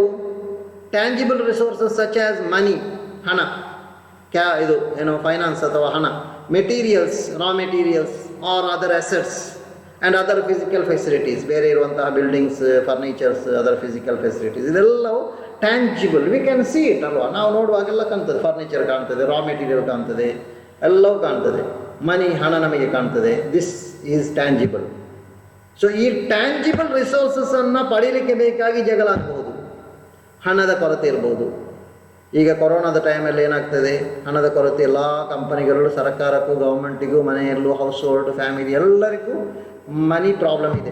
ಫಿಕ್ಸ್ಡ್ ಆಗಿ ಇನ್ಕಮ್ ಬರುವವರನ್ನು ಬಿಟ್ಟು ಬೇರೆ ಎಲ್ಲರಿಗೂ ಸಮಸ್ಯೆ ಇದೆ ಅಲ್ವಾ. ಫಿಕ್ಸ್ಡ್ ಬರುವವರಿಗೂ ಕೆಲವೊಮ್ಮೆ ಕಟ್ ಆಗ್ಬೋದು, ಸಂಬಳ ಕಟ್ ಮಾಡಿ ಕೊಡ್ಬೋದು ಪ್ರೈವೇಟ್ ಕಂಪನಿಗಳಲ್ಲಿ. ಪರ್ಮನೆಂಟ್ ಟೆಂಪರರಿಯಾಗಿ ವರ್ಕ್ ಮಾಡೋರಿಗೆ ಸಂಬಳ ಸಿಗದೇ ಇರ್ಬೋದು. ಇದೆಲ್ಲ ಆಗಿ ಸಮಸ್ಯೆ, ಹಣದ ಸಮಸ್ಯೆ ಉಂಟಾಗ್ತದೆ. ಈ ಇರುವ ಹಣವನ್ನು ಹಂಚಬೇಕಲ್ವ ಎಲ್ಲಕ್ಕೂ, ಮನೆಯಲ್ಲಿ ಫುಡ್ಡಿಗೆ ಹಂಚಬೇಕು, ಮಕ್ಕಳಿಗೆ ಶಾಲೆಗೆ ಹಂಚಬೇಕು, ಎಲ್ಲಕ್ಕೆ ಹಂಚಬೇಕು. ಆಗ ಏನಾಗ್ತದೆ, ಒಂದೊಂದು ಬೇರೆ ಬೇರೆ ವಿಷಯಗಳ ನಡುವೆ ಕಾನ್ಫ್ಲಿಕ್ಟ್ ಸ್ಟಾರ್ಟ್ ಆಗ್ತದೆ. ಕಂಪನಿಯಲ್ಲಿ ಹಾಗೆ ಒಂದು ಕಂಪನಿಯನ್ನು ತೆಗೆದು ನೋಡಿದರೆ, ಕಂಪನಿಯಲ್ಲಿ ಫೈನಾನ್ಸ್, ಗ್ರ್ಯಾಂಟ್, ಒಂದೊಂದು ವಿಷಯಕ್ಕೆ ಕೊಡಬೇಕಾದ್ರೆ ಗ್ರ್ಯಾಂಟ್ನ ಕೊರತೆ ಇರ್ತದೆ. ಸೊ ಪ್ರತಿ ಡಿಪಾರ್ಟ್ಮೆಂಟ್ ಇದ್ದರೂ ರಿಕ್ವಿಸಿಷನ್ ಬರ್ತಾ ಇರ್ತದೆ. ವಿ ನೀಡ್ ದಿಸ್ ಐಟಮ್, ಇದು ಬೇಕು ನಮಗೆ, ಈ ಫರ್ನಿಚರ್ ಬೇಕು, ಇಂತಹ ರಾ ಮೆಟೀರಿಯಲ್ಸ್ ಬೇಕು, ಅಥವಾ ಇಂತಹ ಫರ್ನಿಚರ್ಸ್ ಬೇಕು, ಆದರೆ ಇಲ್ಲಿ ರಿಸೋರ್ಸ್ ಇಲ್ಲ ಕೊಡಲಿಕ್ಕೆ. ಆಗ ಒಂದು ಡಿಪಾರ್ಟ್ಮೆಂಟಿಗೆ ಕೊಟ್ಟರೆ ಇನ್ನೊಂದು ಡಿಪಾರ್ಟ್ಮೆಂಟ್ನವರು ಜಗಳ ಸ್ಟಾರ್ಟ್ ಮಾಡ್ತಾರೆ, ಕಾನ್ಫ್ಲಿಕ್ಟ್ ಸ್ಟಾರ್ಟ್ ಆಗ್ತದೆ, ಅಲ್ಲಿಂದ ರೈಸ್ ಆಗ್ತದೆ, ಕಾನ್ಫ್ಲಿಕ್ಟಿಗೆ ಕಾರಣ ಉಂಟಾಗ್ತದೆ. ಸೊ ಈ ರೀತಿ ಮೆಟೀರಿಯಲ್ಸಿಗಾದರೆ ಅಷ್ಟೇ, ರಾ ಮೆಟೀರಿಯಲ್ಸಿಗೂ, ಫಿಸಿಕಲ್ ಫೆಸಿಲಿಟೀಸ್ ಎಲ್ಲ. They may be intangible such as power, status, Prestige. ಇನ್ನು ಇಂಟ್ಯಾಂಜಿಬಲ್ ರಿಸೋರ್ಸಸ್ ಇದೆ. ಯಾವುದು?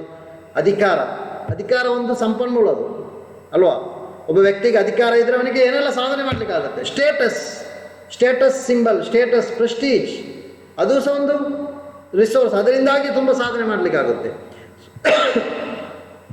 ಸೊ ಈ ರೀತಿ they may be intangible such as power, status, Prestige. Okay. So ಇವುಗಳ ಕೊರತೆ ಉಂಟಾಗುತ್ತೆ.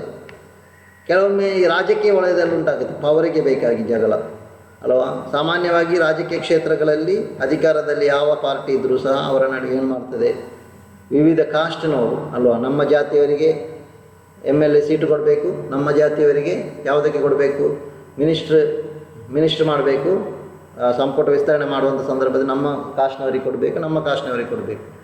ಇತ್ತೀಚೆಗೆ ಏನು ಮರಾಠ ಅಭಿವೃದ್ಧಿ ನಿಗಮ ಅಂತ ಮಾಡಿದ್ರಲ್ವ, ಆಗ ಬೇರೆ ಕಾಸ್ಟ್ನವರು ಏನು ಮಾಡಿದರು, ನಮಗೂ ನಿಗಮ ಮಾಡಬೇಕು.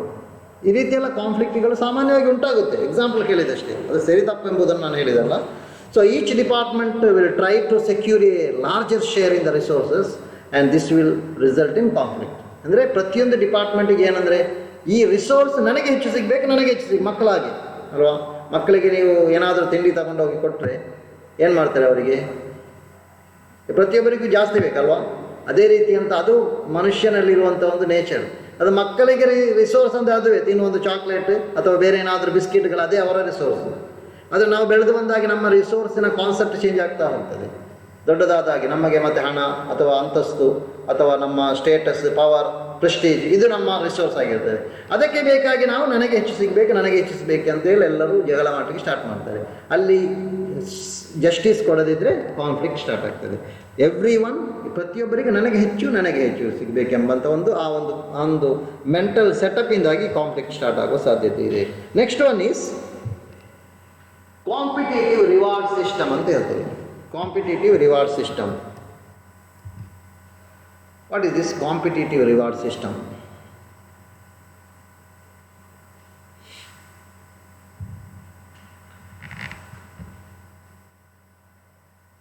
So, managers seems to believe that better performance can be achieved through competition. ಅಂದರೆ ಮ್ಯಾನೇಜರ್ಸ್ನಲ್ಲಿ ಒಂದಿರುವಂತಹ ಒಂದು ಬಿಲೀಫ್ ಏನೆಂದರೆ, ಪರ್ಫಾರ್ಮೆನ್ಸ್ ಹೆಚ್ಚಾಗಬೇಕಾದ್ರೆ ಕಾಂಪಿಟೇಷನ್ ಬೇಕು. ಕಾಂಪಿಟೇಟಿವ್ ಆಗಿ ಎರಡು ಗುಂಪುಗಳು ಕಂಪನಿಯಲ್ಲಿದ್ದರೆ, ಎರಡು ಡಿಪಾರ್ಟ್ಮೆಂಟ್ಗಳಿದ್ದರೆ, ಅವರು ಕಾಂಪಿಟೇಟಿವ್ ಆಗಿ ಸ್ಪರ್ಧಾತ್ಮಕವಾಗಿ ದುಡಿದರೆ, ಸ್ಪರ್ಧಾತ್ಮಕವಾಗಿ ವರ್ಕ್ ಮಾಡಿದರೆ they can give better performance. This belief is reflected in their reward system. ಇದನ್ನು ರಿವಾರ್ಡ್ ಸಿಸ್ಟಮ್ ಮೂಲಕ ಅದನ್ನು ಸಾಧಿಸಿ ತೋರಿಸ್ತಾರೆ. ಹೇಗೆ? Competition can increase the level of performance in work situations where task can be performed independently. ಅಂದರೆ competition can increase the level of performance in work situations where task can be performed independently. ಈಗ reward system ಇದ್ದರೆ, differential reward system, ಅಥವಾ ಒಂದು performance ಹೆಚ್ಚು ಮಾಡಿದವರಿಗೆ ಹೆಚ್ಚು reward ಕೊಡುವಂತಹ ಒಂದು, ಅಥವಾ ಪರ್ಫಾರ್ಮೆನ್ಸ್ ಮಾಡುವವರನ್ನು ಪರಿಗಣಿಸಿ ರಿವಾರ್ಡ್ ಕೊಡುವಂತಹ ಒಂದು ಸಿಸ್ಟಮ್ ಇದ್ದರೆ, ಆಗ ಜನರು ಇಂಡಿಪೆಂಡೆಂಟ್ ಆಗಿ ಪರ್ಫಾರ್ಮ್ ಮಾಡಲಿಕ್ಕೆ ಉತ್ಸುಕರಾಗಿರ್ತಾರೆ. They will be interested in doing that, isn't it? When task need high level of independence, competition can hurt cooperation among the members and work performance. ಅಂದರೆ ಇಲ್ಲಿ ಏನಾಗ್ತದೆ ಅಂದರೆ, ಈಗ ಕಾಂಪಿಟೀಷನ್ ಯಾವಾಗ ಹರ್ಟ್ ಆಗ್ತದೆ ಅಂದರೆ, ಸಾಮಾನ್ಯವಾಗಿ ಕೆಲವೊಂದು ಸಂದರ್ಭದಲ್ಲಿ ಈ ಡಿಪಾರ್ಟ್ಮೆಂಟ್ಗಳು ಪರಸ್ಪರ ಡಿಪೆಂಡ್ ಆಗಿರುವಂತಹ ಪರಿಸ್ಥಿತಿ ಇರ್ತದೆ. ಕೆಲವೊಂದು ಡಿಪಾರ್ಟ್ಮೆಂಟ್ಗಳು ಪರಸ್ಪರ ಡಿಪೆಂಡ್ ಆಗಿರ್ತದೆ, ಇನ್ನು ಕೆಲವೊಂದು ಡಿಪಾರ್ಟ್ಮೆಂಟ್ಗಳು ಪರಸ್ಪರ ಹೇಗಿರ್ತದೆ ಅಂದರೆ ಇಂಡಿಪೆಂಡೆಂಟ್ ಆಗಿರ್ತದೆ. ಈ ರೀತಿ ಎರಡು ರೀತಿಯಲ್ಲೂ ಉಂಟಾಗುವಂಥ ಸಾಧ್ಯತೆ ಇದೆ. ಈಗ ಇಂಡಿಪೆಂಡೆಂಟ್ ಆಗಿ ಅಂದರೆ ಕಾಂಪಿಟೀಷನ್, ಈಗ ಹೇಳಿದ ನಾನು ಕಾಂಪಿಟೀಷನ್ ಇನ್ಕ್ರೀಸ್ ಆಗಲಿಕ್ಕೆ ಒಂದು ಕಾರಣ ಏನೆಂದರೆ, ಇಲ್ಲಿ ಒಂದು ನಿಮಿಷ,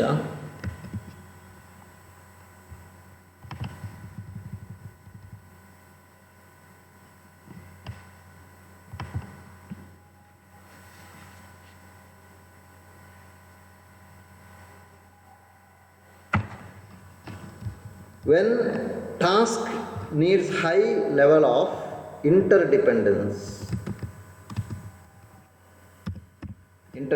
ಅಂತ ಆಗಬೇಕಲ್ಲ. ಇದು ಅದು ನನಗೆ ಓದುವಾಗಲೇ ಒಂದು ಇದಾಯಿತು, ವರ್ಡ್ ಇದೆ ಸರಿ ಇಲ್ಲ. When task need high level of interdependence, competition can hurt cooperation among the members and work group. ಅಂದರೆ ಈಗ ಎರಡು ಗುಂಪು ನಡುವೆ ಪರಸ್ಪರ ಹೊಂದಿಕೊಂಡು ವರ್ಕ್ ಮಾಡಬೇಕು. ಈಗ ನಿನ್ನದೊಂದು ಗುಂಪು, ಇವಳದೊಂದು, ಇಬ್ಬರದ್ದು ಎರಡು ಗುಂಪು ಇದೆ. ನಿನ್ನ ಗುಂಪು ಮಾಡುವಂಥ ಕೆಲಸ ಡಿಪೆಂಡ್ ಆಗಿ ಈ ಗುಂಪು ಇರ್ತದೆ. ಪರಸ್ಪರ ನಿಮ್ಮ ಎರಡು ಗುಂಪುಗಳು ಡಿಪೆಂಡ್ ಆಗಿದೆ, ಒಂದಕ್ಕೆ ಒಂದು ಹೊಂದಾಣಿಕೆಯಲ್ಲಿ ಕೆಲಸ ಮಾಡಬೇಕು. ಅಂಥ ಸಂದರ್ಭದಲ್ಲಿ ಕಾಂಪಿಟೇಷನ್ ಮಾಡುವಾಗಿಲ್ಲ ಅಲ್ವಾ? ಕಾಂಪಿಟೇಷನ್ ಮಾಡಿ ಏನು ಮಾಡೋದು? ಈಗ ಚಪಾತಿ ಎಕ್ಸಾಂಪಲ್ ಕೊಟ್ಟೆ, ಮೂವರು ಕಾಂಪಿಟೇಷನ್ ಮಾಡಿದರೆ ಏನಾದರೂ ಪ್ರಯೋಜನ ಉಂಟಾ? ಇಲ್ಲ ಅಲ್ವಾ? ಅದು ಆರಾಮದಲ್ಲಿ ಹೋಗಬೇಕು. ಅದು ಕಾಂಪಿಟೇಷನ್ ಮಾಡಿ ಏನಿಲ್ಲ, ಎಷ್ಟು ಇವೆಲ್ಲ ಮಾಡಿದ್ರು ಅಷ್ಟು ಕೊನೆಗೆ ಚಪಾತಿ ಹೆಚ್ಚಾಗ್ತದಲ್ವಾ? ಕಾಂಪಿಟೇಷನ್ ಮಾಡಿದರೆ ಅಲ್ಲಿ ಕಾಂಪಿಟೇಷನ್ ಒಂದು ಇನ್ನೊಂದನ್ನು ಡಿಪೆಂಡ್ ಆಗಿರ್ತದೆ, ಅರ್ಥ ಆಯ್ತಲ್ವಾ? ಅಲ್ಲಿ ಕಾಂಪಿಟೇಷನ್ ಅಗತ್ಯ ಇಲ್ಲ ಪ್ರತಿಯೊಂದು ಸಹ. ಸೊ ಹಾಗಾಗಿ high level of inter dependency ಇರುವಂಥ ಸಂದರ್ಭದಲ್ಲಿ competition can hurt cooperation. Competition ಮಾಡಿದರೆ ನಿಮ್ಮ ಸಹಕಾರಕ್ಕೆ ಪೆಟ್ಟು ಬೀಳ್ತದೆ. ಪರಸ್ಪರ ಸಹಕಾರ ಮಾಡೋದಿಲ್ಲ. ಅವರು ನನ್ನೊಟ್ಟಿಗೆ ಕಾಂಪಿಟೇಟ್ ಮಾಡ್ತಾ ಇದ್ದಾರೆ, ನನಗಿಂತ ಹೆಚ್ಚು ವರ್ಕ್ ಮಾಡಲಿಕ್ಕೆ ನೋಡ್ತಾ ಇದ್ದಾರೆ, ನಾನು ಯಾಕೆ ಅವರಿಗೆ ಕೋಆಪರೇಟ್ ಮಾಡಬೇಕು? ಐ ವಿಲ್ ನಾಟ್ ಕೋಆಪರೇಟ್, ಇದ್ರೆ ಹಾಗೆ ಹೋಗುವಂಥ ಸಾಧ್ಯತೆ ಇದೆ. ಮೆಂಬರ್ಸ್ ನಮಗೆ ನಡುವೆ, ಗ್ರೂಪ್ನ ನಡುವೆಯಲ್ಲಿ ಕಾಂಪಿಟೇಷನ್ ಸ್ಟಾರ್ಟ್ ಆಗ್ತದೆ. ಫಾರ್ ಎಕ್ಸಾಂಪಲ್, ಇಲ್ಲಿ ಎಕ್ಸಾಂಪಲ್ ಹೇಳೋದಾದರೆ, conflict arises when personal department is rewarded for achieving cost reduction and or production department is given reward or award for better industrial relations. ಈಗ ನೋಡಿ, ಈಗ ಪರ್ಸನಲ್ ಡಿಪಾರ್ಟ್ಮೆಂಟ್ ಅಂದ್ರೆ ಏನು? Department which is looking after the ಎಂಪ್ಲಾಯೀಸನ್ನು ನೋಡಿಕೊಳ್ಳುವಂಥ ಡಿಪಾರ್ಟ್ಮೆಂಟಿಗೆ ನಾವು personnel department ಅಂತ ಹೇಳ್ತೇವೆ. ಈ ಪರ್ಸನಲ್ ಡಿಪಾರ್ಟ್ಮೆಂಟ್ ಏನು ಮಾಡ್ತಂದರೆ, ಅದಕ್ಕೆ ಅವರು ಕಾಸ್ಟ್ ರಿಡಕ್ಷನ್ ಮಾಡಿದರೆ ಅವರಿಗೆ ಅವಾರ್ಡ್ ಕೊಡ್ತಾರೆ. ಕಾಸ್ಟನ್ನು ರಿಡಕ್ಷನ್ ಮಾಡಬೇಕು, ನಿಮಗಿರುವಂಥ ಟಾರ್ಗೆಟನ್ನು you should reduce the cost. ಅವರು ಹೇಗಾದರೂ ಮಾಡಿ ಸಂಬಳದಲ್ಲಿ ಅಥವಾ ಬೇರೆ ವಿಷಯದಲ್ಲೆಲ್ಲ ಕಡಿತ ಮಾಡಿ ಕಾಸ್ಟ್ ರಿಡಕ್ಷನ್ ಮಾಡಲಿಕ್ಕೆ ಶ್ರಮಿಸ್ತಾರೆ. ಅದೇ ಸಂದರ್ಭದಲ್ಲಿ production department is given award for better industrial relation. Production ಡಿಪಾರ್ಟ್ಮೆಂಟಿಗೆ ಇನ್ನೊಂದು ರೀತಿಯಲ್ಲಿ ಅವರಿಗೆ better industrial relation. Production department ಏನು ಮಾಡಬೇಕಂದ್ರೆ, ಇಂಡಸ್ಟ್ರಿಯಲ್ ರಿಲೇಷನನ್ನು ನೀವು ಚೆನ್ನಾಗಿ ಸಂಬಂಧವನ್ನು ಚೆನ್ನಾಗಿ ಇಡಿಸ್ಬೇಕಂತ ಹೇಳ್ತಾರೆ. ಆಗ ಈ ಎರಡು ಡಿಪಾರ್ಟ್ಮೆಂಟ್ ನಡುವೆ ಏನಾಗಲಿಕ್ಕೆ ಸಾಧ್ಯತೆ ಉಂಟು? ಕಾನ್ಫ್ಲಿಕ್ಟ್ ಆಗಲಿಕ್ಕೆ ಸಾಧ್ಯತೆ ಉಂಟು. ಇಬ್ಬರು ಕಾಂಪಿಟೇಟ್ ಮಾಡ್ತಾರೆ, ಇವರೇನು ಮಾಡ್ತಾರೆ? ಕಾಂಪಿಟೇಷನ್ ಮಾಡೋದು, ಒಳ್ಳೆಯ ಪ್ರೊಡಕ್ಷನ್ ಮಾಡಿ ಅಥವಾ ಅಲ್ಲಿರುವಂಥ ವರ್ಕರ್ಸನ್ನು ಚೆನ್ನಾಗಿ ನೋಡಿ, ಇಂಡಸ್ಟ್ರಿಯಲ್ ರಿಲೇಷನ್ ಅಲ್ಲಿ ಕಾನ್ಫ್ಲಿಕ್ಟ್ ಬರೋದಾಗಿಲ್ಲ ನೋಡ್ಬೋದು. ಆದರೆ ಪರ್ಸನಲ್ ಡಿಪಾರ್ಟ್ಮೆಂಟ್ ಅದೇ ಸಂದರ್ಭದಲ್ಲಿ ಏನು ಮಾಡುತ್ತೆ? ಕಾಸ್ಟ್ ರಿಡಕ್ಷನ್ ಮಾಡಲಿಕ್ಕೆ ನೋಡ್ತದೆ, ಸಂಬಳ ಕಡಿತ ಮಾಡ್ತಾ ಇದ್ದಾರೆ ಅವರು. ಇವರು ಪ್ರೊಡಕ್ಷನ್ ಡಿಪಾರ್ಟ್ಮೆಂಟ್ ತನ್ನ ಕೆಳಗೆ ಕೆಲಸ ಮಾಡುವಂತಹ ತನ್ನ ವರ್ಕರ್ಸನ್ನು ಚೆನ್ನಾಗಿ ಇಟ್ಟುಕೊಂಡು ಅವರಿಂದ ಯಾವುದೇ ಡಿಸ್ಪ್ಯೂಟ್ ಬರೋದಾಗಿ ನೋಡ್ತಾ ಇದ್ದಾರೆ. ಇದು ಡಿಸ್ಪ್ಯೂಟನ್ನು ನಿಲ್ಲಿಸಬೇಕು, ಸಂಬಳವು ಕಡಿತ ಮಾಡ್ತಾ ಇದ್ದಾರೆ. ಇದನ್ನೆರಡನ್ನು ಹೊಂದಾಣಿಕೆ ಮಾಡಲಿಕ್ಕೆ ಕಷ್ಟ ಅಲ್ವಾ? ಕಾಂಪಿಟೇಷನ್ ಆ ರೀತಿ ಆಗುವಂಥ ಸಾಧ್ಯತೆ ಇದೆ. ಆ ಕಾಂಪಿಟೇಷನ್ನಿಂದ ಬರುವ ಸಾಧ್ಯತೆ ಇದೆ. Next one is reason for inter group ಕಾನ್ಫ್ಲಿಕ್ಟಲ್ಲಿ. Next one is line and staff. ಇದು ಸ್ವಲ್ಪ ಎಕ್ಸ್ಪ್ಲೈನ್ ಮಾಡಬೇಕಾಗುತ್ತೆ, ಇದನ್ನು ಮಾಡಿ ಇವತ್ತಿಗೆ ಮುಗಿಸುವ. ಲೈನ್ ಆ್ಯಂಡ್ ಸ್ಟಾಫ್ ಅಂತ ಎರಡು ರೀತಿಯ ಆಫೀಸರ್ಸ್ ಇದ್ದಾರೆ. Traditional organisational structure has line and staff officers. Line officers being assisted by the staff officers at different levels. ಇವರು ಪರಸ್ಪರ ಲೈನ್ ಆಫೀಸರ್ಸ್ ಯಾವಾಗಲೂ ಅವರಿಗೆ ಸ್ಟಾಫ್ ಆಫೀಸರ್ಸ್ನ ಹೆಲ್ಪ್ ಬೇಕೇ ಬೇಕು. ಲೈನ್ ಆಫೀಸರ್ಸ್ ಅಂದರೆ ಕೆಲವು, ಈಗ ಪ್ರೊಡಕ್ಷನ್ ಮ್ಯಾನೇಜರ್ನವರು ಲೈನ್ ಆಫೀಸರ್ಸ್ ಅಂತ ಹೇಳ್ತೇವೆ, ಪರ್ಸನಲ್ ಮ್ಯಾನೇಜರನ್ನು ಸ್ಟಾಫ್ ಆಫೀಸರ್ ಅಂತ ಹೇಳ್ತೇವೆ. ಈ ರೀತಿ ಎಲ್ಲ ಬೇರೆ ಬೇರೆ ರೀತಿಯ ಡಿಪಾರ್ಟ್ಮೆಂಟ್ಗಳಲ್ಲಿವೆ. One reason for conflict lies in the background of the line and staff personnel. ಇಲ್ಲಿ ರೀಸನ್ ಏನಂದರೆ ಒಂದನೇದಾಗಿ ಈ ಎರಡು ಟೈಪಿನ ಆಫೀಸರ್ಸ್ನ ಬ್ಯಾಕ್ಗ್ರೌಂಡೇ ವ್ಯತ್ಯಾಸ ಇರುತ್ತೆ. ಒಬ್ಬರಿಗೆ ಸಲಹೆ ನೀಡೋದು ಮಾತ್ರ, ಇನ್ನೊಬ್ಬರಿಗೆ they have to do the work. Line managers, example works manager ಅಂತಿದ್ದಾರೆ, ಲೈನ್ ಮ್ಯಾನೇಜರ್ ಅಥವಾ works managers. Line manager may rise from low rank. Line manager ಅಂದರೆ, ಈಗ ವರ್ಕ್ ಮ್ಯಾನೇಜರ್ ಅಂತ ಇಟ್ಕೊಳ್ಳುವ, ಒಂದು ಫ್ಯಾಕ್ಟ್ರಿಯಲ್ಲಿ ಒಂದು ವರ್ಕ್ ಮ್ಯಾನೇಜರ್, ಅವರು ಎಲ್ಲಿಂದ ರೈಸ್ ಆಗಿ ಬರುವುದು? ಅವರೊಂದು ITI ಎಲ್ಲ ಮಾಡಿ ಅಥವಾ ಬೇರೆ ಏನಾದರೂ ಕೋರ್ಸ್ ಮಾಡಿ ಟೆಕ್ನಿಷಿಯನ್ ಆಗಿ ಆ ರೀತಿ ಮೇಲೆ ಅಲ್ಲಿ ಲೋ ಲೆವೆಲ್ನ ವರ್ಕ್ ಮಾಡಿ ಮೇಲೆ ಮೇಲೆ ಮೇಲೆ ಮೇಲೆ ಮೇಲೆ ಪ್ರಮೋಷನ್ ಆಗಿ ಬಂದು ವರ್ಕ್ ಮ್ಯಾನೇಜರ್ ಆಗ್ತಾರೆ. ಅಷ್ಟು ಕಷ್ಟಪಡ್ತಾರೆ. ಆದರೆ they will reach higher position after some years of loyal service. ತುಂಬ ಕಷ್ಟಪಟ್ಟು ತುಂಬ ಸರ್ವಿಸ್ ಮಾಡಿಕೊಂಡು ಹೈ ಲೆವೆಲ್ಗೆ ಬಂದು ತಲುಪೋದು. ಆದರೆ ಹಿ ಮೇ ಬಿ ಟೆಕ್ನಿಕಲಿ ಕ್ವಾಲಿಫೈಡ್, ಅವನು ಏನಾಗಿರ್ಬೋದು, ತುಂಬ ಕ್ವಾಲಿಫೈಡ್ ಆಗಿರ್ಬೋದು. Enter industry straight from the university. ಕೆಲವೊಮ್ಮೆ ಅವರು ಏನಾಗಿರ್ಬೋದು, ಕೆಲವು ಸಂದರ್ಭದಲ್ಲಿ ಸ್ಟ್ರೈಟ್ ಫ್ರಮ್ ದ ಯೂನಿವರ್ಸಿಟಿ ಬರುವವರು ಇರ್ಬೋದು. ಬಂದು ಇಲ್ಲಿ ಜಾಯಿನ್ ಆಗಿ ಮತ್ತೆ, ಅಥವಾ ಕಾಲೇಜಿಂದ ಬಂದು ಡೈರೆಕ್ಟ್ ಜಾಯಿನ್ ಆಗಿ ಮತ್ತೆ ಅಲ್ಲಿಂದ ಪ್ರಮೋಷನ್ ಆಗಿ ಬಂದು ಕೊನೆಗೆ ವರ್ಕ್ಸ್ ಮ್ಯಾನೇಜರ್ ಆಗಿರ್ಬೋದು. he is more loyal to his profession than his employer. ಈ ವರ್ಕ್ ಮ್ಯಾನೇಜರಿಗೆ ತನ್ನ ಎಂಪ್ಲಾಯರನ್ನು ತೃಪ್ತಿಪಡಿಸಬೇಕೆಂಬುದಲ್ಲ ಉದ್ದೇಶ. ಅವನಿಗಿರುವುದು ಅವನ ಪ್ರೊಫೆಷನ್, ಅವನ ವೃತ್ತಿ ಇದೆಯಲ್ಲ, ಅವನ ವರ್ಕ್, ಅವನು ಮಾಡುವಂಥ ಟೆಕ್ನಿಕಲ್ ವರ್ಕ್, ಅವನ ಪ್ರೊಡಕ್ಷನ್ ವರ್ಕ್, ಅದು ಚೆನ್ನಾಗಿ ಆಗಬೇಕು, ಅದರಲ್ಲಿ ಅವನಿಗೆ ತೃಪ್ತಿ ಇರಬೇಕು. ಅದಕ್ಕೆ ಅವನು ಲಾಯಲ್ ಆಗಿರ್ತಾನೆ. ಅವನ ಪ್ರೊಫೆಷನ್ಗೆ ಅವನು ಲಾಯಲ್ ಆಗಿದ್ದರೆ ಸಾಕು. ಪ್ರೊಫೆಷನ್ಗೆ ಲಾಯಲ್ ಆಗಿದ್ದರೆ ಕಂಪನಿಗೆ ಅವನು ಲಾಯಲ್ ಆಗಿದ್ದ ಹಾಗೆ. He is also individualist. ಈ ಲೈನ್ ಮ್ಯಾನೇಜರ್ಸ್ ಹೇಗಿರ್ತಾರೆ ಅಂದರೆ ಇಂಡಿವಿಜುವಲಿಸ್ಟ್. ಲೈನ್ ಮ್ಯಾನೇಜರ್ ನಮ್ಮ ಲೈನ್ ಮ್ಯಾನ್ ಅಂತ ಭಾವಿಸಬೇಡಿ, ಹಾಗೆಲ್ಲ. ಲೈನ್ ಮ್ಯಾನೇಜರ್ ಅಂದರೆ ಆ ಒಂದು ವರ್ಕ್ ಮಾಡುವಂಥ ವರ್ಕ್ ಮ್ಯಾನೇಜರ್ಸ್, ಪ್ರೊಡಕ್ಷನ್ ಮ್ಯಾನೇಜರ್ಸ್, ಹೀಗೆಲ್ಲ ಇರುವಂಥದ್ದು, ಎಕ್ಸಿಕ್ಯೂಟಿವ್ಸ್ ಆ ರೀತಿ ಇರುವಂಥದ್ದು, ಅಕೌಂಟ್ಸ್ ಎಕ್ಸಿಕ್ಯೂಟಿವ್ ಆಗಲಿ ಈ ರೀತಿಯಲ್ಲ. So they are is individualist, more sophisticated and capable of self expression, ಇದೆಲ್ಲ ಅವನ ಕ್ವಾಲಿಟಿ ಇರ್ತದೆ. ಆದರೆ ಅದೇ ಸಂದರ್ಭದಲ್ಲಿ ದ ಸ್ಟಾಫ್ ಹೇಗಿರ್ತಾರೆ, ಇದು ಲೈನ್ನ ಬಗ್ಗೆ ಹೇಳಿದೆ ಅಲ್ವಾ, ಹಾಗೆ ಹೇಳಿದಂಥ ಲೈನ್ ಆ್ಯಂಡ್ ಸ್ಟಾಫ್. ಲೈನ್ನ ಬಗ್ಗೆ ಇಷ್ಟೆಲ್ಲ ಹೇಳಿದೆ ನಾವು. All these I have explained about line staff. ನಾವು will stay about the staff. Staff specialist ಅಂತ ಹೇಳ್ತಾರೆ. Staff officers is a status conscious. ಅವರು ಸ್ಟೇಟಸ್ ಕಾನ್ಷಿಯಸ್ ಆಗಿರುವಂಥವರು. Their background make line and staff officers look at each other with suspicion. ಅವರ background ಇದೆಯಲ್ಲ, ಅವರು ಮಾಡುವಂಥ ಕೆಲಸ, ಅವರ ವರ್ಕ್, ಅವರ ಸ್ಟೇಟಸ್, ಇದೆಲ್ಲ ಏನು ಮಾಡ್ತದೆ ಅಂದರೆ ಇಬ್ಬರ ಪರಸ್ಪರ ಒಂದು ಸಂದೇಹದಲ್ಲಿ ನೋಡುವ ಹಾಗೆ ಮಾಡ್ತದೆ. ಅವನು ಏನು ಮಾಡ್ತಾ ಇದ್ದಾನೆ, ಅವನೊಬ್ಬ ಪರ್ಸನಲ್ ಮ್ಯಾನೇಜರ್ ಅಲ್ವ, ಅವನಲ್ಲಿ ಆಫೀಸರಿಗೆ ಕೂತು ಅವನ ಕೆಲಸ, ನಾವು ಇಷ್ಟು ಕಷ್ಟಪಟ್ಟು ಫ್ಯಾಕ್ಟ್ರಿಯಲ್ಲಿ ಕೂತು ಇಷ್ಟು ಕಷ್ಟಪಡ್ತಾ ಇದ್ದೇವೆ ಎಂಬಂಥ ಒಂದು ಸಸ್ಪಿಷನ್ ಉಂಟಾಗುವಂಥ ಸಾಧ್ಯತೆ ಇದೆ. Some people are working with mind, some people are working with their hand ಅಲ್ವಾ. ಕೈ ಕಾಲುಗಳನ್ನು ಯೂಸ್ ಮಾಡ್ಬೋದು. ಕೆಲವರು ಬ್ರೈನ್ ಯೂಸ್ ಮಾಡಿಕೊಂಡು ಕೂತಲ್ಲೇ ಕೆಲಸ ಮಾಡುವಂಥ ವರ್ಕ್ ಇರ್ತದೆ. A line officers looks staff officer as a theorist. Line officer ಏನು ಮಾಡ್ತಾನೆ ಅಂದರೆ, ಅವನು ವರ್ಕ್ಸ್ ಮ್ಯಾನೇಜರ್ ಆಗಿರ್ಬೋದು, ಪ್ರೊಡಕ್ಷನ್ ಮ್ಯಾನೇಜರ್ ಆಗಿರ್ಬೋದು. ಅವರು ಈ ಸ್ಟಾಫ್ ಆಫೀಸರ್ಸನ್ನು, ಪರ್ಸನಲ್ ಮ್ಯಾನೇಜರ್ಸ್, ಈ ರೀತಿಯ ಕೌನ್ಸಲಿಂಗ್ ಮಾಡುವವರು, ಇವರನ್ನೆಲ್ಲ ಏನು ಮಾಡ್ತಾನೆ ಅಂದರೆ, ಅವನೊಬ್ಬ ಥಿಯರಿ ಮಾತಾಡುವಷ್ಟೇ, ಥಿಯರಿ ಪಾಠ ಮಾಡುವವರು ಇದ್ದಾರಲ್ಲ, ಹೀಗೆ ಥಿಯರಿ ಹೇಳುವವನು ಅಷ್ಟೇ, ಅಂದರೆ ಸಿದ್ಧಾಂತಗಳನ್ನು ಪ್ರತಿಪಾದಿಸುವವ, ಒಬ್ಬ ಅಕಾಡೆಮಿಕ್ ಒಂದು ಟೀಚರ್ನ ಹಾಗೆ ಅವ ಅಷ್ಟೇ. ಅನ್ರಿಯಲಿಸ್ಟಿಕ್, ನಿಜವಾದದವನಿಗೆ ಗೊತ್ತಿಲ್ಲ. ನಿಜವಾಗಿ ಫ್ಯಾಕ್ಟ್ರಿಯಲ್ಲಿ ಏನು ಕೆಲಸ ಆಗ್ತದೆ, ಮೆಷಿನ್ ಹೇಗೆ ವರ್ಕ್ ಆಗ್ತದೆ, ಮೆಷಿನಲ್ಲಿ ಎಷ್ಟು ಕಷ್ಟ ಇದೆ, ಇದು ಅವನಿಗೆ ಗೊತ್ತಿಲ್ಲ ಎಂಬಂತಹ ಒಂದು ಭಾವನೆ ಅವರ ಬಗ್ಗೆ ಇರ್ತದೆ. ಈ ರೀತಿ ಕಾನ್ಫ್ಲಿಕ್ಟ್ ಸ್ಟಾರ್ಟ್ ಆಗ್ತದೆ. Staff specialist view the line executive. ಅದೇ ಸಂದರ್ಭದಲ್ಲಿ ಸ್ಟಾಫ್ ಸ್ಪೆಷಲಿಸ್ಟ್ ಇರ್ತಾರಲ್ಲ, ಅವರು ಲೈನ್ ಎಕ್ಸಿಕ್ಯೂಟಿವ್ಸನ್ನು ಯಾವ ರೀತಿ ನೋಡ್ತಾರೆ ಅಂದರೆ, as a cog in the machine. ಒಂದು ಮೆಷಿನಲ್ಲೇ ಇರುವವರು, ಯಾವಾಗಲೂ ಅವರು ವರ್ಕ್ ಮ್ಯಾನೇಜರ್ ಅಂತ ಮೆಷಿನಲ್ಲೇ ವರ್ಕ್ ಮಾಡ್ತಾ ಇರುವವರು. ಕೇಪೇಬಲ್ ಆಫ್ ಥಿಂಕಿಂಗ್ ಕೆಪಾಸಿಟಿ ಇಲ್ಲ ಅವರಿಗೆ ಅಂತ. ಪ್ರಾಬ್ಲಮ್ ಡಿಸ್ಕಸ್ ಮಾಡುವವರಿಗಿಲ್ಲ. ಈ ರೀತಿಯ ಒಂದು ಕಾನ್ಫ್ಲಿಕ್ಟ್ ಅವರ ನಡುವೆ ಉಂಟಾಗುತ್ತೆ. ಅರ್ಥ ಆಯ್ತಲ್ವಾ? So these are the 6 reasons for inter group conflict ನಡುವೆ ಈ ರೀತಿಯಾಗಿ 6 ರೀಸನ್ಸ್ ಇದೆ. ಯಾವುದೆಲ್ಲ 6 ರೀಸನ್ಸ್ ಹೇಳಿ? First one, task interdependence. Second one, 3 types of task interdependence. ಯಾವುದು? Which are the 3 types of task interdependence? Pooled interdependence, sequential interdependence, reciprocal interdependence, and that is the first reason. Second reason, which is the second reason for interdependence, the intergroup conflict, task ambiguity. Third one, goal incompatibility. Fourth one, competition for limited resources. Fifth one, competitive reward system. And last one is line and staff officers, ಅಥವಾ line and staff, ಇವರ ನಡುವೆ this way the conflict May arise. ಒಂದು ಆರ್ಗನೈಸೇಷನಲ್ಲಿ 2 ಗುಂಪುಗಳ ನಡುವೆ ಯಾವ ರೀತಿಯಾಗಿ conflict ಆಗುತ್ತೆ ಎಂಬುದನ್ನು ನೋಡಿದೆವು. By this we have completed all the 4 types of conflict. So which are the 4 types of conflict? Just list out. 4 ಟೈಪಿನ ಕಾನ್ಫ್ಲಿಕ್ಟ್ಗಳು ಯಾವುದೆಲ್ಲ?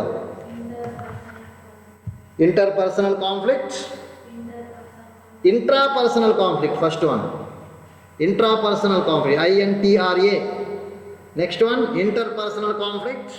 Third one intra group conflict.